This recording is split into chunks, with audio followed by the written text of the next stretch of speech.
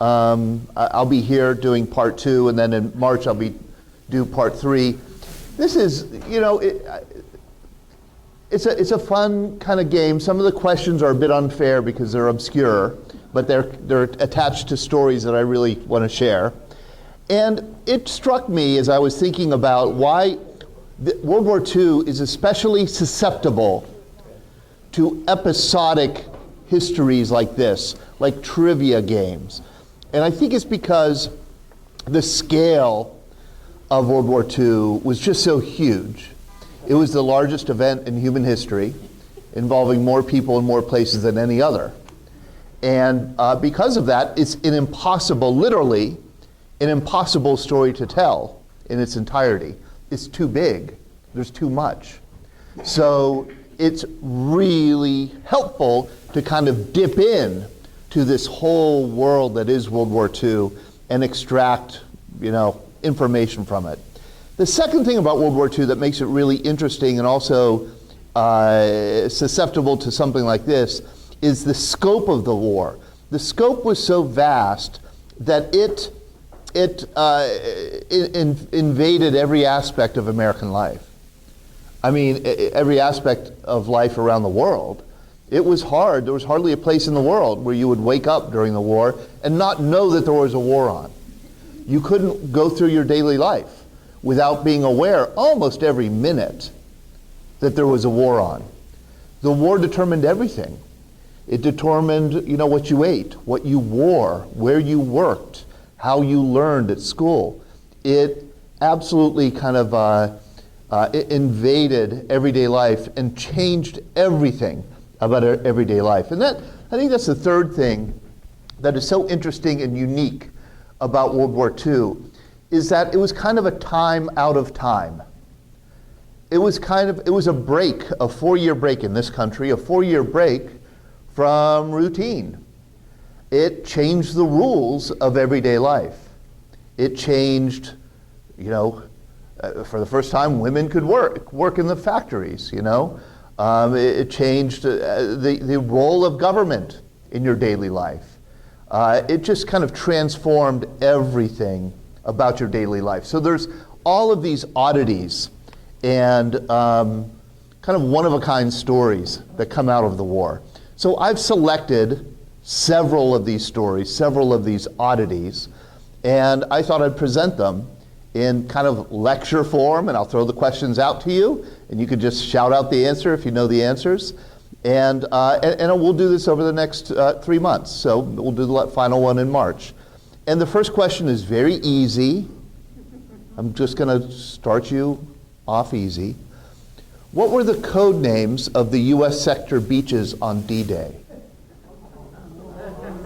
That's the easy one. That's the easy one. Utah and Omaha. Utah and Omaha. Very good. Utah and Omaha.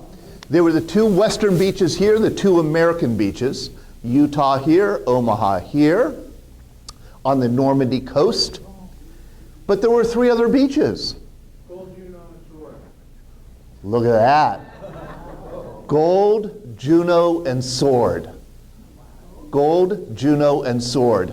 Gold and Sword were the British beaches. Juno was the Canadian beach. And I will ask Mr. Smarty Pants, do you know that Juno was renamed? It was originally had a different name. And Winston Churchill himself renamed it because he didn't like the name. It had a different code name originally. Marty, do you know? No. Oh, come on. I love this little story because it's one of these little facts that it makes you realize the stakes of things like this war. The original code name for Juno Beach was Jelly. Jelly Beach. Oh, what? Oh, man alive. That's why I was a terrible teacher. Yeah, the original code name was Jelly, and Winston Churchill reviewed the names and said, we can't have our Canadian cousins dying on Jelly Beach. There are going to be massive casualties, and there's just something, there's a certain indignity about the word. Let's change it. And they changed it to Juno, who's the god of war. Yes, Bob. Did you mention that the divisions are switched on the two American beaches? No, explain that to us. The first division landed on Omaha.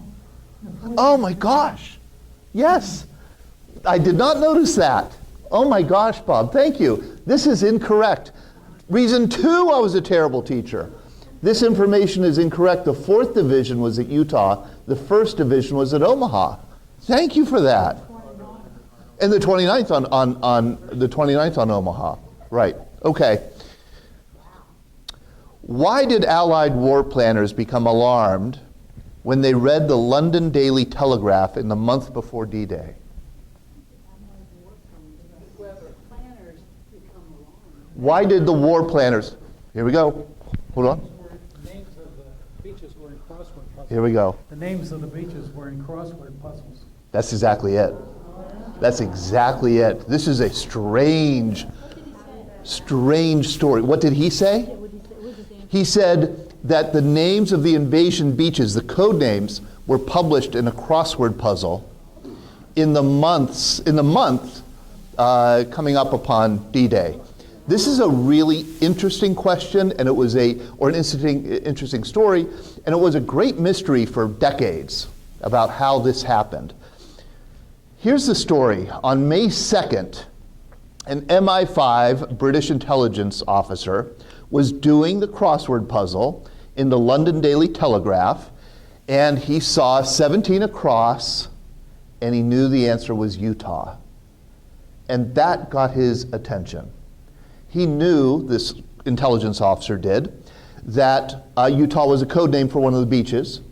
He also knew that this is not a word that the British have ever heard or used at all.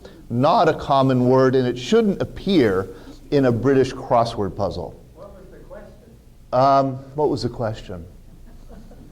One of these United States. One of these United States was the question. One of these United States, and the answer was Utah.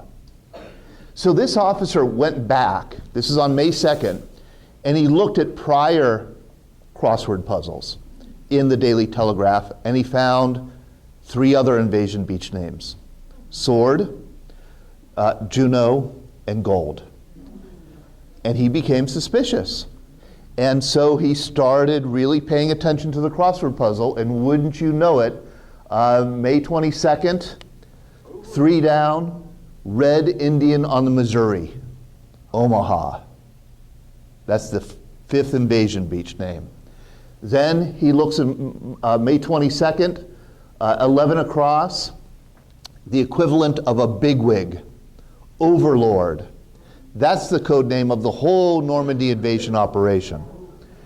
He found on May 30th, this bush is a center of nursery revolutions. Here we go round the mulberry bush. Mulberries were the code name for the artificial harbors that were being created, that were going to be created off the invasion. This was too much. This had to be a espionage operation. This had to be a German intelligence operation, getting these code words, expressed through the crossword puzzle. So the MI5 found the guy who had written the crossword puzzle. This man right here, Leonard Daw. He was a tutor. He was a teacher at a private school in Surrey, near the coast. And he had been doing this crossword puzzle, I believe, since 1921. So he'd been doing this for many, many, many years. And these intelligence officers approach him, and they take him to a room at the school, and they begin to question him.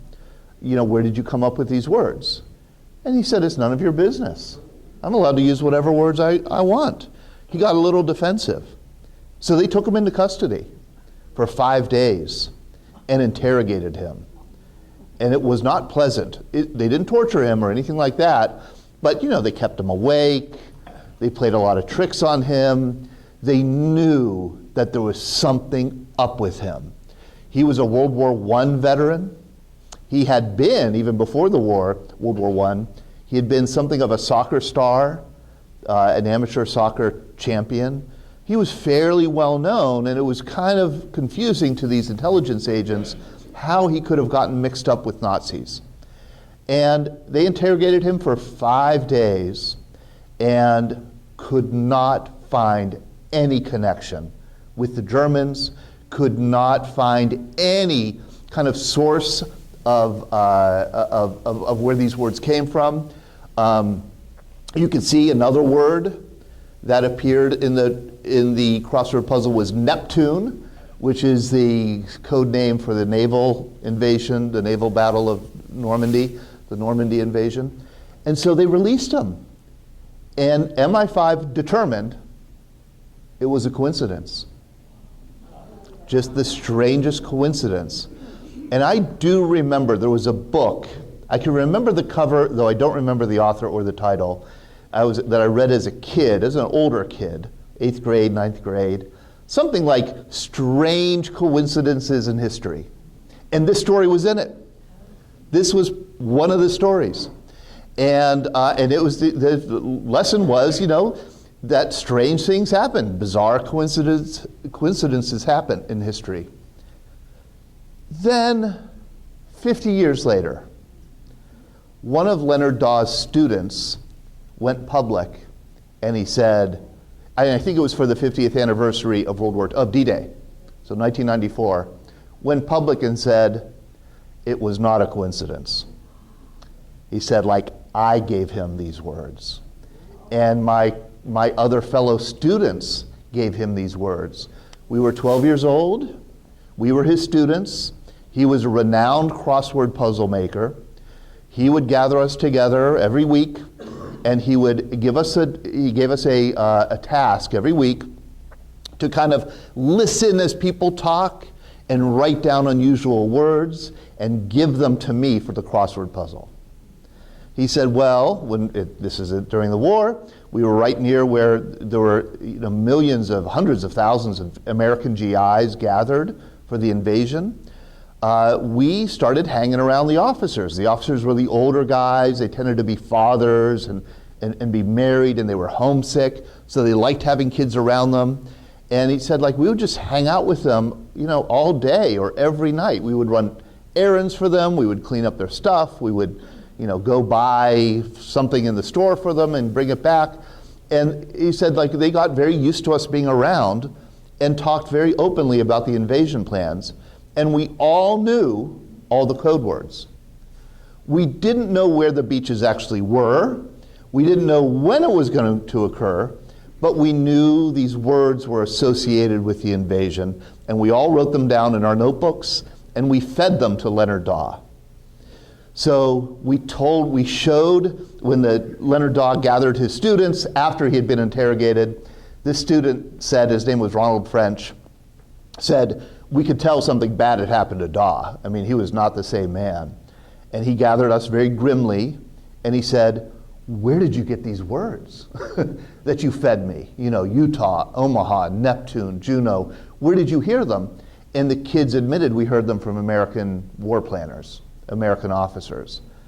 And they showed Dawe their books, their notebooks, and Dawe said, burn the notebooks, never tell a soul ever. And they never did until 50 years later. And so that's the mystery, the solution to the mystery of the London Daily Telegraph leading up to D-Day.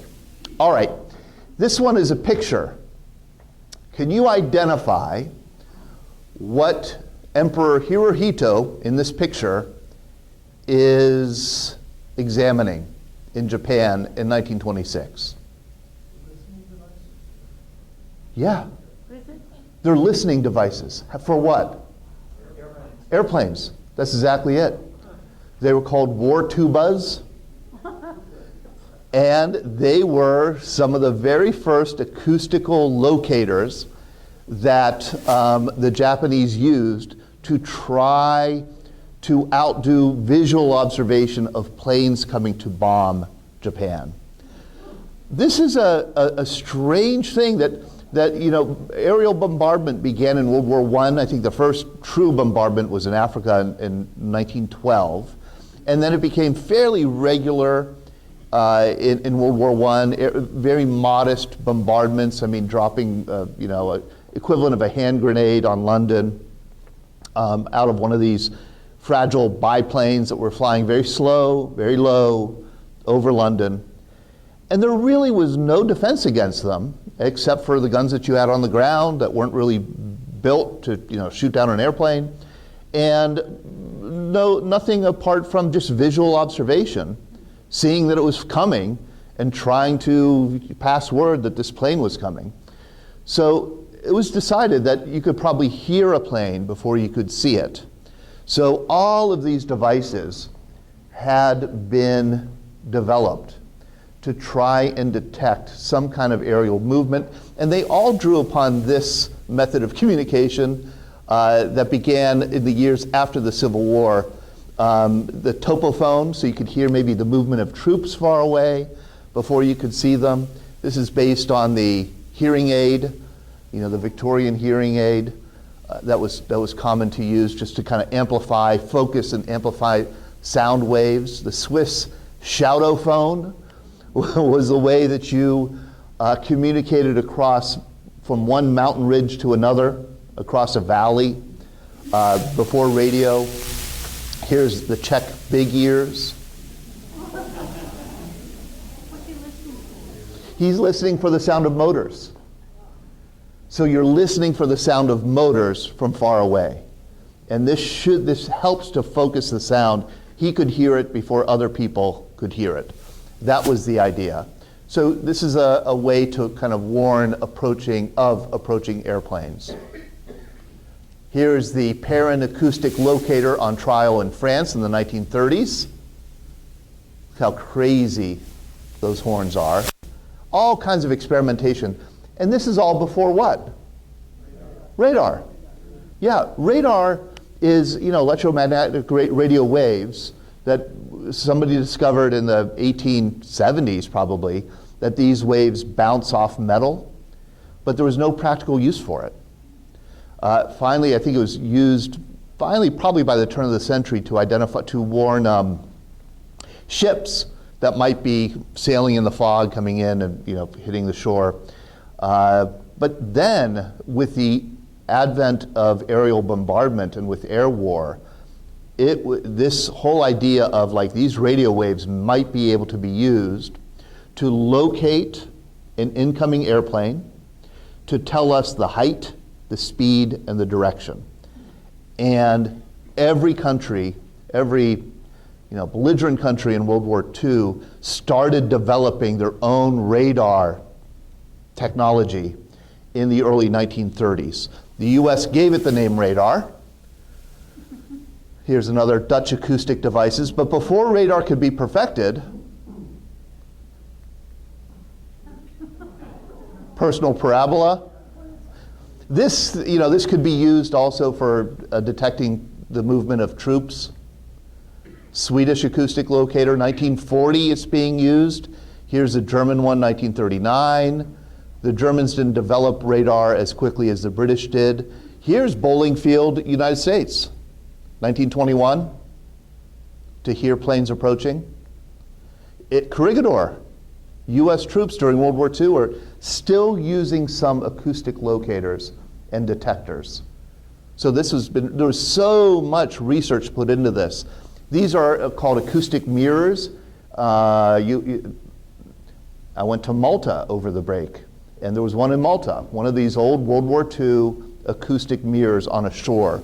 You find them on the shore of Great Britain. This is Great Britain.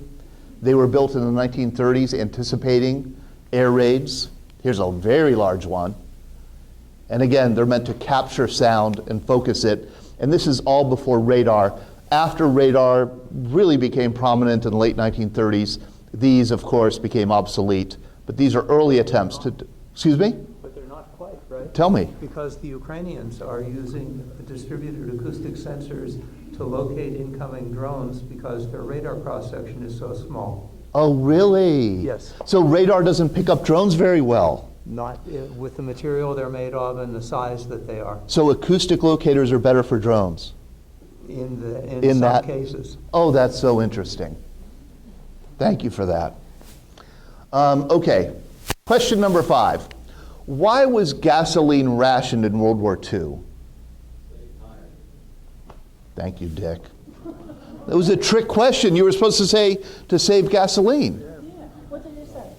He said to save tires. Yeah. We had enough gasoline.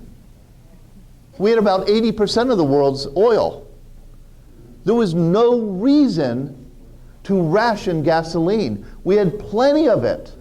We had so much oil. In fact, I think the idea was in the 1940s that the United States probably owned about half of the future world supply of oil in the world. So there was no need to ration oil or gasoline, and that's one reason why President Franklin Roosevelt refused to ration it until very late 1942. Because he said, and I quote, "How am I going to tell a Texan who lives next to an oil derrick that he can only drive his car on 8 gallons of gasoline a week? You know, it just isn't going to fly. Nobody's going to understand this." And so there wasn't a reason to ration gasoline. The reason was tires, because tires are made of what, Dick? Rubber. Rubber. Japanese had the main sources. Yeah, that's exactly it. There was a rubber shortage. And the rubber shortage was really critical. Of all the critical shortages in World War II, and there were plenty of them, rubber was by far the most critical. This was the most dangerous shortage the United States faced in World War II. 90% of the world's rubber supply came from Southeast Asia, which Japan had conquered. So our rubber supply was cut off. Rubber, my students always found it very strange and funny, rubber comes from trees, which my students didn't realize. And the trees that grow in a subtropical environment with a lot of rain, no freeze, it's native to South America. The Europeans discovered it in South America in the 1600s. They were fascinated by it, brought it back to Europe. Everybody in Europe, having a little piece of rubber in Europe in the 1600s was a kind of a novelty thing. Everybody was fascinated by it. Everybody knew that there had to be a good use for it, but nobody could figure out what to do with it. The only use that it had was figured out by the English. You could use rubber to rub out pencil marks. And that's where it got rubber, the name rubber.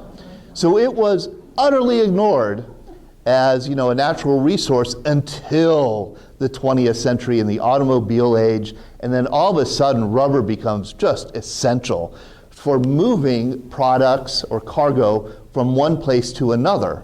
And the problem that the US faced that was bigger than any other during World War II was that the war was not being fought here. So, because the war wasn't being fought here, we had to move millions of people and billions of tons of cargo to wherever the war was being fought around the world. And that was going to take a lot of rubber. Rubber for truck tires, rubber for ships. It took tons of rubber to build like a cargo ship. Each soldier was equipped with, 50 pounds at least of rubber gear. I mean, just rubber was just essential, and we didn't have any of it. It was cut off. So we either had to start recycling rubber, and we had to start conserving it, or we had to start manufacturing artificial rubber, synthetic rubber, and we did both. So in 1942, and I think it came down, I think it was January 1st, 1942, less than a month after Pearl Harbor, the order went out, no more tires. You could not buy tires. Not only that, but if you had more than 5 tires per household, they were going to be confiscated by the government, and they were. People went door to door and collected excess rubber hoses, galoshes, floor mats, you name it. And it was all because of this rubber shortage. The Japanese controlled the world supply of rubber. There was a shortage of gasoline actually in the Northeast for a while, and that was because the oil was being transported from the Gulf of Mexico around Florida and up the East Coast to refineries in New Jersey, and German U-boats were sinking the tankers. And the tankers contained 70,000 barrels of oil. So this raw crude oil was not getting to the refineries in New Jersey. So there actually became a shortage. And I think there was a gasoline rationing in New England and New Jersey and New York before there was nationwide rationing. And when the nationwide rationing came through, it was because of rubber to conserve tires, and it was very severe. You had to prove that you needed a car to get to work. If you could prove that, then you would get a card, rationing A card. And an A card, A card would entitle you to 8 gallons of gasoline a week, which in 1943 was cut down to 5 gallons, in 42 to 3 gallons. 3 gallons of gas a week. So Americans really did stop driving in a big, big way. Okay, let's move on. Oh, I love this question. Who was the first major Hollywood movie star to serve in the military in World War II? Jimmy Stewart, absolutely, Jimmy Stewart. What a story. This guy, he absolutely did not have to serve at all. As you know, he came from Indiana, PA. Parents owned a hardware store, Stewart Hardware Store. He wanted to be, as so many kids, I guess his age, he was enthralled with flight, and he wanted to become a pilot. But in those days, in the 1920s and 1930s, pilots were, no offense, Dick, but pilots were, crazy. Crazy to get in one of these contraptions that crashed all the time, and his parents forbid it. They said, be something sensible, like an architect. And so he went to Princeton, majored in architecture. The stock market crashed. The country entered the Depression. He graduated in 1932. There were no jobs. Moved to New York City. He had been a part-time amateur actor and musician, I think, at Princeton, and started getting gigs and jobs, met a couple other people, like Henry Fonda, also in New York. They were, doing some part-time stage acting. Fonda said, oh man, I hear the big action is out in Hollywood. Fonda moved out to California. Jimmy Stewart, his friend, followed him later. They both started getting jobs and getting paid pretty well. With Jimmy Stewart's first big paycheck in 1936, he took flight lessons. He learned how to become a pilot. With his second big paycheck, which I think came a year later, he bought an airplane. And he would fly back and forth because he was very devoted to his Indiana family. He would fly from Hollywood to Indiana, PA, following railroad tracks the whole way. He was obsessed with flight, obsessed with it. He wanted to join the Army Air Corps badly. He was advised against it, and he was making good money as a civilian, and then he got drafted. In the 1940 draft, before Pearl Harbor, goodbye dear, I'll be home in a year, right? It was a 1-year commitment, the emergency draft, peacetime draft. He gets drafted, he gets the physical, and he's rejected. He's too skinny. Yeah, he's 6'1", 6'2", and 145 pounds. He has to go to a doctor. This is really angering him. He goes to a doctor, gets a doctor to make a strong case to the Army, let this guy into the Army. So they let him into the Army. And then they said, how's the infantry sound? He said, no, I'm an expert pilot. I want to be in the Air Corps. And they said, no, you're too old. Because he was 30 years old by that time.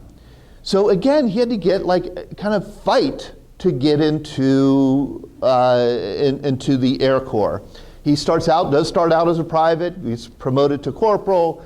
Finally gets his wings as a lieutenant, and then they see what a great flyer he really is. I mean, truly an expert pilot.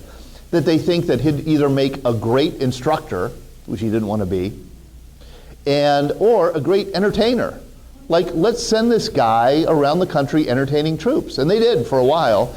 And Jimmy Stewart protested that. You know, what he wanted was combat. Why, both grandparents, both grandfathers whom he was close to were Civil War veterans. His father was a World War I veteran. They were extremely patriotic. They were extremely proud of their military service. And Jimmy Stewart was crushed to think that he would sit out the war or do some kind of service that wasn't combat service. It was by far the most important thing he ever took on in his life. He fought and fought and fought to get a combat assignment, and he did. They sent him overseas. He became a squadron commander, and a squadron has 12 airplanes, and the squadron commander has to sit in a lead airplane and has to make sure that the squadron is, flying the right coordinates and all together. And he began flying combat missions. The first mission was over the Kiel submarine pens, I think in northern Germany. They didn't encounter no enemy aircraft, just ground fire. And Jimmy Stewart landed, and he did say to a friend, "This isn't going to be too bad." But it got worse, a lot worse. And the problem with Jimmy Stewart was this. He was a perfectionist. He had everything he did had to be just so, just right. He was extremely demanding as a commander. And when you take off as a squadron of 12 planes, inevitably, 1 or 2 or 5 aren't going to come back. And Stewart took all of that personally. And you have to realize a B-24, which is the plane he was flying, 10 men are on that plane. So if you lose 5 planes, you lose 50 men. And that responsibility got to him. He was so good, and he was considered a great command, like really great command presence and great cool under fire. He became a group commander. He became a wing commander. And he was really good at directing the flight of huge groups of planes. And I just want to, I want to emphasize how complicated this was. There were days in World War II where 1,000 B-17s and B-24s took off from East Anglia, England, circled, formed up, and flew bombing raids over Germany. 1,000. And it was like you, as a pilot, your order was, or as a navigator, your order was, head to this, fly in this heading for 45 seconds, then turn to this heading. If you turned at 47 seconds instead of 45, you collided with another plane, and people were dead. And it happened all the time. Takeoffs and landings. One of the most dangerous parts of these missions.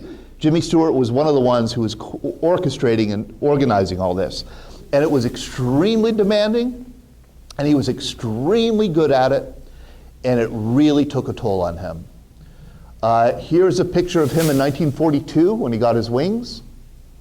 Here's a picture of him 2 years later. It destroyed him.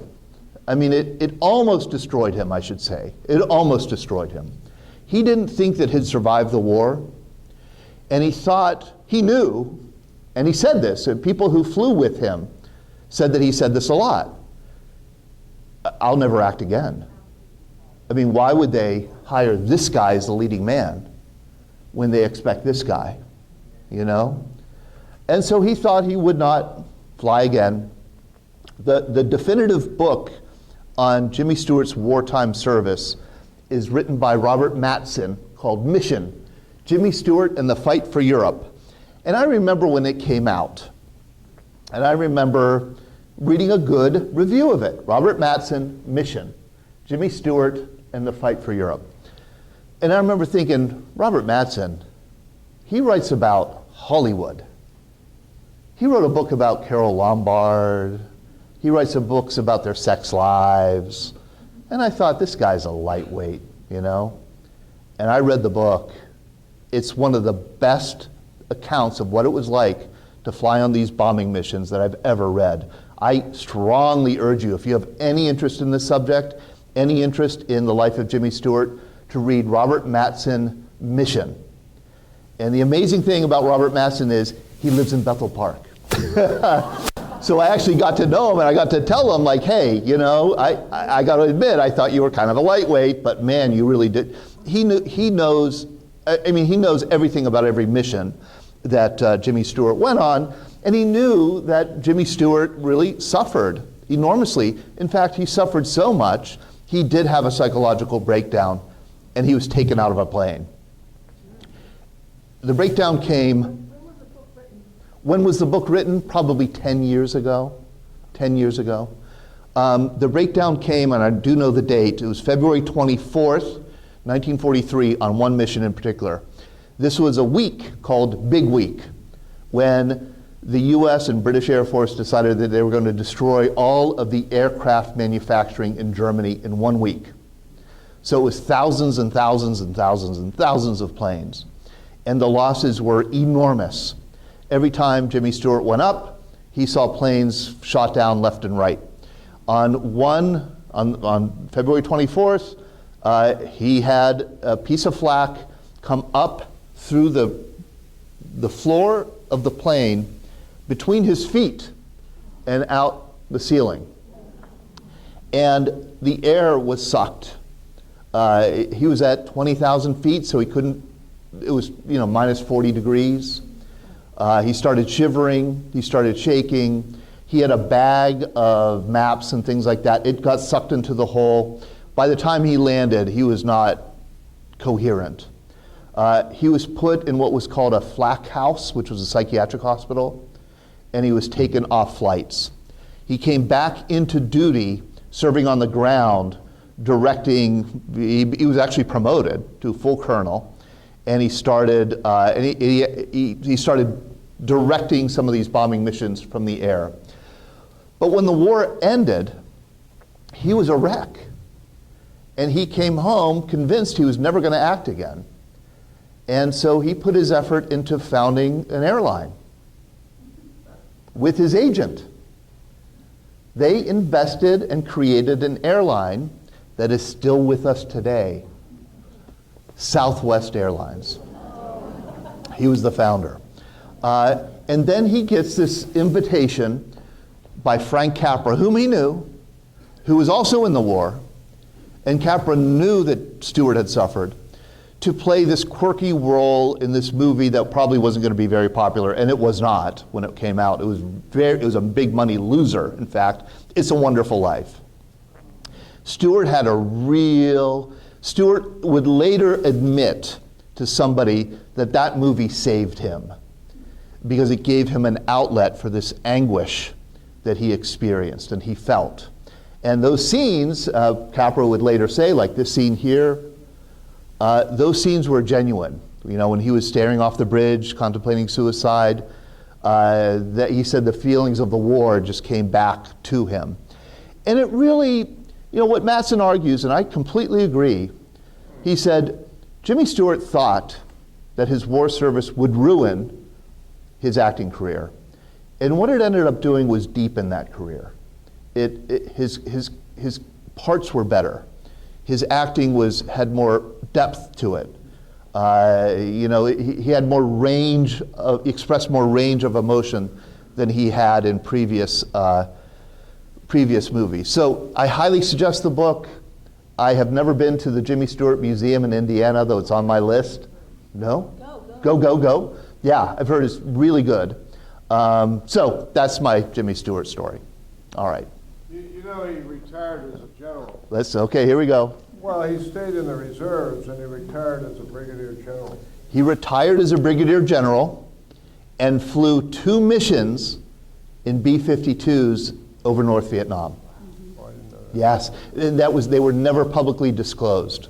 He didn't want the public to know, but he was curious and wanted the experience. Yeah, Bill. I think he won his Oscar before the war. He did. He won an Oscar for what? Philadelphia Story. He won it. He did not win it for Mr. Smith Goes to Washington, right? What's his name? What was his name? Yeah, I don't know. What was his name? I don't know. I was asking. Jimmy Stewart? Oh, Oh, we're on to the next one. oh, we're on to, is this the one you were talking about? Yeah, I'm sorry, I got ahead. You got ahead. Yeah. Yeah. Third reason I was a bad teacher, I'm always behind. What African American officer who became famous after the war was court-martialed during World War II because he refused to sit in the back of an Army bus? Jackie Robinson, yes. Jack Roosevelt Robinson, yes. Great story, really good story. Jackie Robinson was a high school star, a college athlete star. I think at UCLA, I believe he lettered in football, baseball, basketball, track, and tennis. He was a tennis star. And after he graduated, he moved to Hawaii because Hawaii didn't have segregated sports leagues. He could be a semi-pro baseball player, football player there. And then Pearl Harbor was attacked. He gets drafted. They see that he has some college. It's a segregated military. That he has he's a college graduate, which makes him eligible for Officer Candidate School, OCS. He could become an officer. He immediately applies to Officer Candidate School at Fort Riley, and he's turned down. And the reason is, even at this age, Jackie Robinson had a reputation for being difficult. And his difficulty was really only one of a kind, and that is whenever he encountered racial discrimination.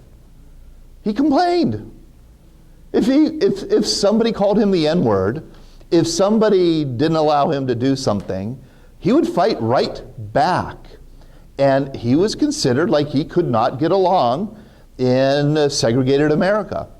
And so his application for OCS was lost and never found. Until a friend of his at Fort Riley, Joe Louis, the heavyweight champion, heard about all this. Joe Louis was very famous at the time. He made sure that Jackie Robinson did get into OCS.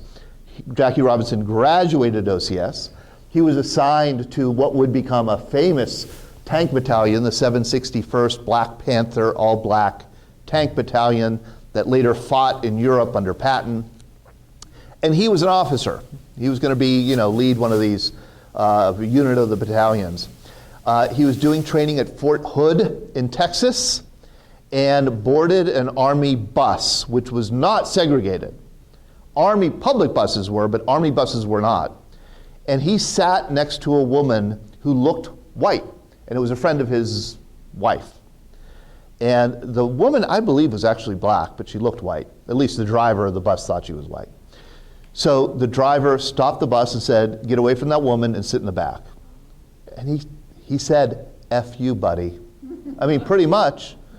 And the next stop, MPs got off, arrested Jackie Robinson. They put him in leg chains and marched him off to jail. He was court-martialed, tried, and found not guilty of all charges.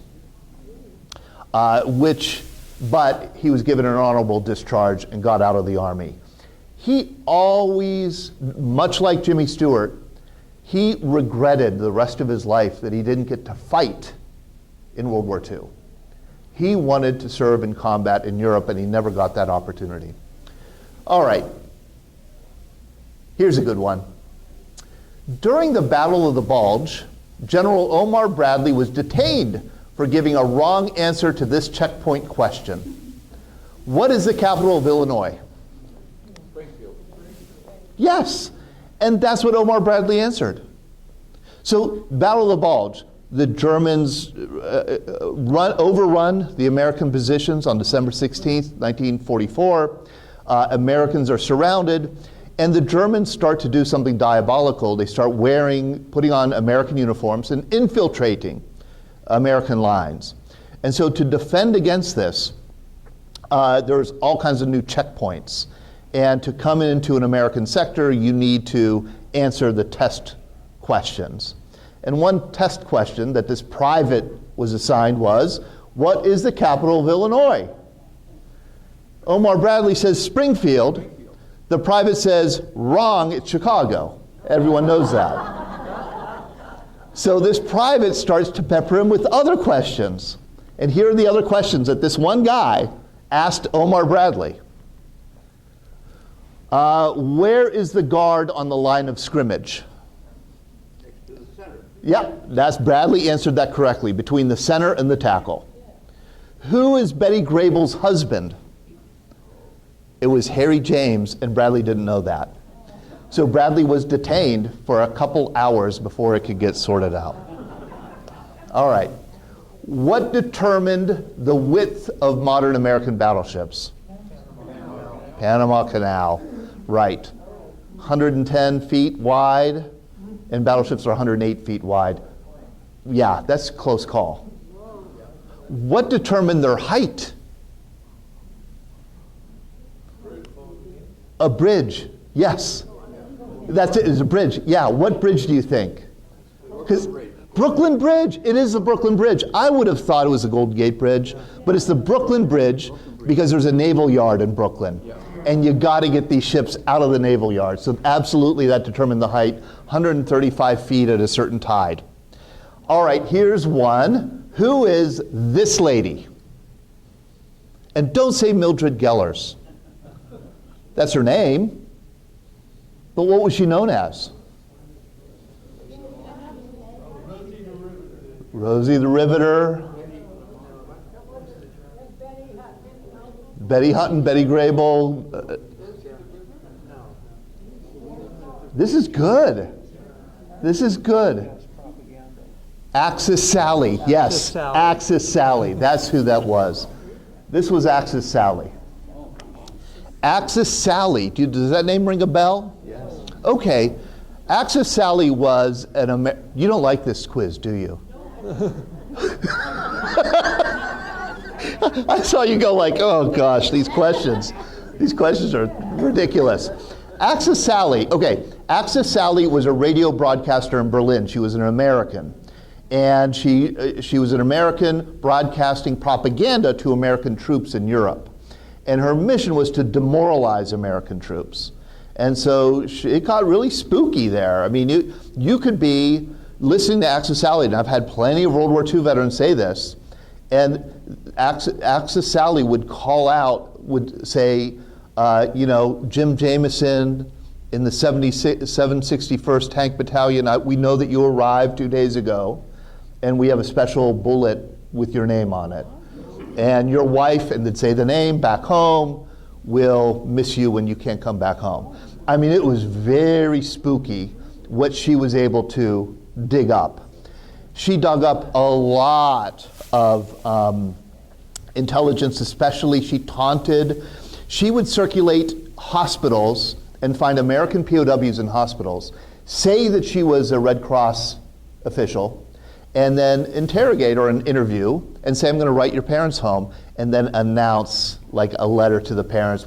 I saw your son, he regrets ever coming into the war, we're taking care of him, the only reason he survived is we're going to take care of, So she was originally from Conneaut, Ohio.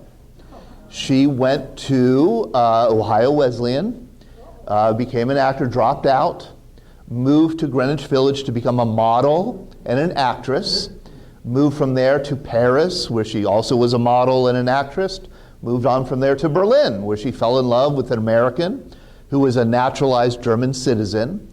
And this American had a job at a radio station. She started working at the radio station, doing part-time like clips.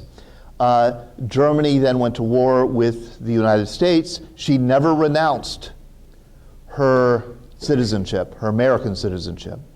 Her husband was sent to the Russian front and was killed. And in 1942, her broadcasts became really big. She became probably the most listened to radio personality in Germany because all American troops listened to her. And I would say, why the heck would you listen to the lady? And they said, because she played the best music. Yeah. And I looked it up and it was true. I thought, well, they should have been listening to Armed Forces Radio. Armed Forces Radio wouldn't play the latest swing music. They wouldn't play the latest hits. They were playing old-fashioned music. These were young GIs. They wanted to hear the current records. And Axis Sally would play them, and then in between, taunt the troops. So when the war ended, Axis Sally became like public enemy number 5. I mean, she was a high-profile target. And I think the U.S. Attorney General had a whole team in Germany searching for her. In 1945, they finally found her working under a different name in 1946. They brought her back to the U.S. They tried her in a very well-known public trial.